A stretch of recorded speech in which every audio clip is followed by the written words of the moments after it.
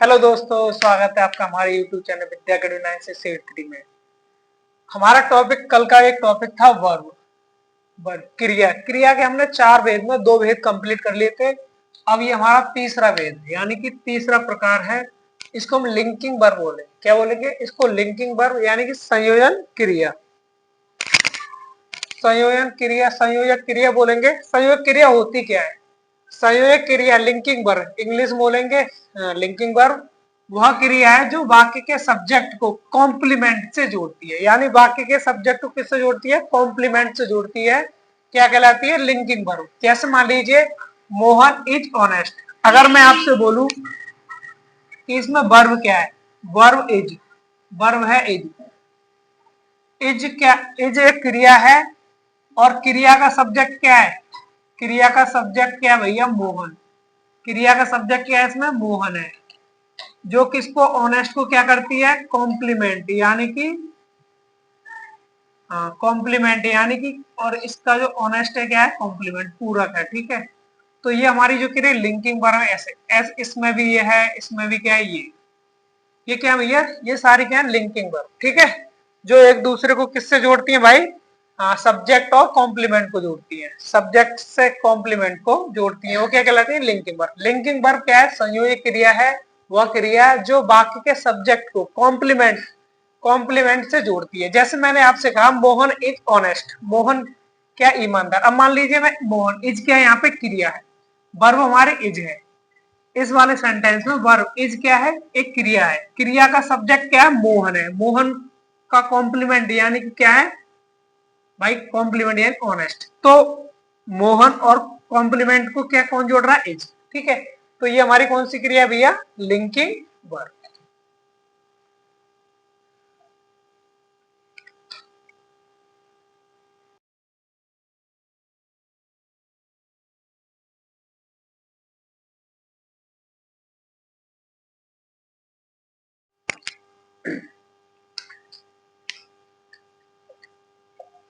ये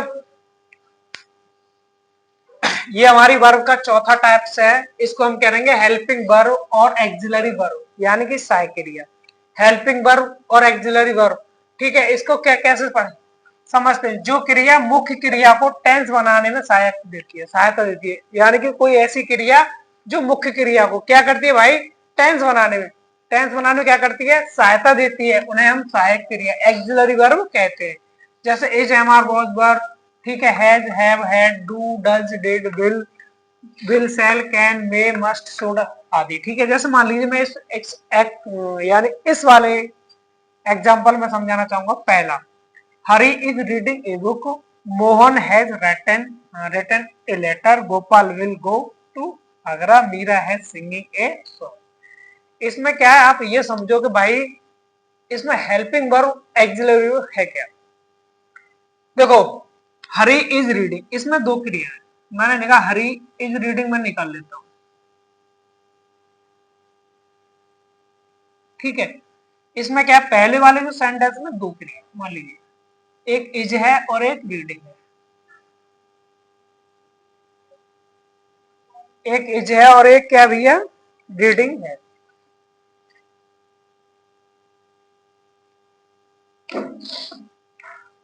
देखो, और ये क्या है भाई? दो भाग हो गए, एक इज और एक रीडिंग। ठीक है, ये क्या कर रही है भाई? जो ये एक्सिलरी वर्ब है, ये इसकी सहायता कौन कर रहा है? इज। किसको? सेंटेंस को पूरा करने में। ऐसे यहाँ पे भी हैज रिटन। अब जो हैज है ये लिंकिंग हेल्पिंग वर्ब, और ये क्या हो जाएगी? ये हमारी मुख्य क्रिया। ये हमारी जो मुख्य क्रिया है उसकी सहायता कौन कर रहा है? इज। तो ये हमारी एक्सिलरी वर्ब और ये हमारी क्या हो जाएगी भैया? लिंकिंग यानी हेल्पिंग वर्ब। Helping verb. तो इसलिए जो क्रिया, यानी ऐसी क्रिया है जो मुख्य क्रिया को टेंस बनाने में क्या करती है? हमारी सहायता करती है, वो एक्सिलरी वर्ब कहलाती है। ठीक है, उसे एक्सिलरी वर्ब कहते हैं। जैसे ये वाली। ठीक है, ये हमारे चार टाइप्स हो गए हमारे।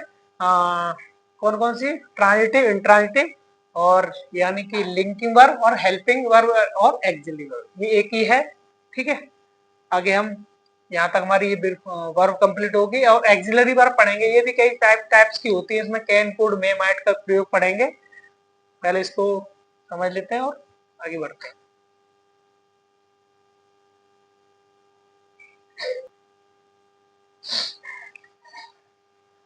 एक बार और अच्छी तरह से जान लेते हैं भाई कि लिंकिंग वर्ब और एक्सिलरी में अंतर। देखो डिफरेंस देख लेते हैं कि भैया लिंकिंग में यहाँ पे भी इज है, वहां भी इज है, यहाँ पे भी एम है, वहां भी एम है, इसमें भी आ रहा है, उसमें भी आ रहा है, फिर कैसे हो गया एक्सिलरी वर्ब और ये लिंकिंग वर्ब। ठीक है, दोनों में डिफरेंस देख लेते हैं, इसको अच्छे से समझ लेते हैं। देखो लिंकिंग वर्ब और एक्सिलरी वर्ब में अंतर। हमारा टॉपिक क्या भैया, हमारा टॉपिक ये है कि भाई लिंकिंग वर्ब और एक्सिलरी में डिफरेंस यानी अंतर ज्ञात करना। हमारी ये सारी जो यहाँ तक जो क्रिया लिखी है ये लिंकिंग वर्ब की हैं, और ये वाली जो क्रिया लिखी है ये क्या भैया, ये सेंटेंस दे रखा है, ये भी इसमें कौन सी वर्ब, एक्सिलरी वर्ब। देखो यहाँ भी इज है, यहाँ भी इज है, आप बोलोगे भैया यहाँ भी इज, यहाँ एम, यहाँ भी एम, यहाँ आर, यहाँ भी आर, यहाँ वॉज, यहाँ भी वॉज, यहाँ वर, यहाँ भी वर। कुछ डिफरेंस तो है, कुछ डिफरेंस तो है। इसमें क्या है भाई, लिंकिंग वर्ब में आप समझो, मैंने आपको बताया लिंकिंग वर्ब में एक सब्जेक्ट एक कॉम्प्लीमेंट होता है। जो क्रिया के साथ क्या होता है, एक सब्जेक्ट एक कॉम्प्लीमेंट होता है। जैसे ही इज पुअर, इसमें एक ही शब्द है, इसमें क्या भैया एक ही शब्द है। Linking verb he is poor, I am a teacher, you are rich, he was sad, they were happy. अब आप कहो भाई he is reading a book, देखो मेरी बात सुनो, ये कौन सी क्रिया है, इज।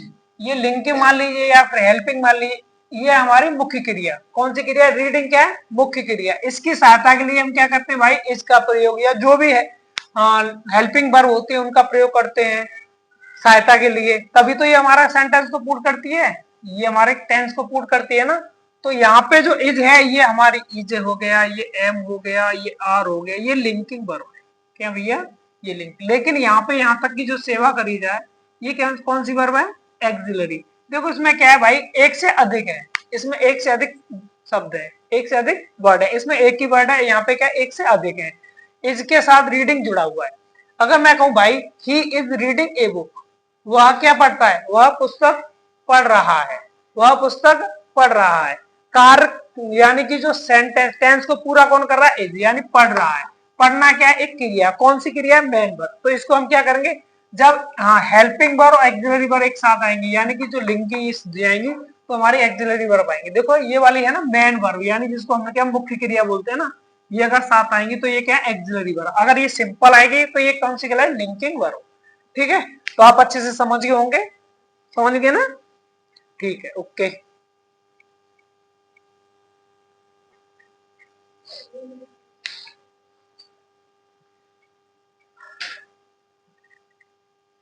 अब देखिए इसमें हमारे चार वर्ब क्लियर करी। अब क्रिया के रूप, फॉर्म ऑफ वर्ब, इसके बारे में पढ़ते हैं। ठीक है, देखो क्रिया के चार रूप होते हैं, क्रिया के चार रूप होते हैं। पहला होता है बेस फॉर्म, ठीक है, पहला base form, past form, part participle और प्रेजेंट पार्टिसिपल। पहले बेस फॉर्म को बोलते हैं यानी फर्स्ट फॉर्म, और सेकंड वाला पार्ट फॉर्म होता है उसे सेकंड फॉर्म बोलते हैं, और थर्ड होता है पार्ट पार्टिसिपल जिसे हम सेकंड फॉर्म थर्ड फॉर्म, और ये कौन सा, प्रेजेंट पार्टिसिपल यानी आईएनजी फॉर्म बोलते हैं।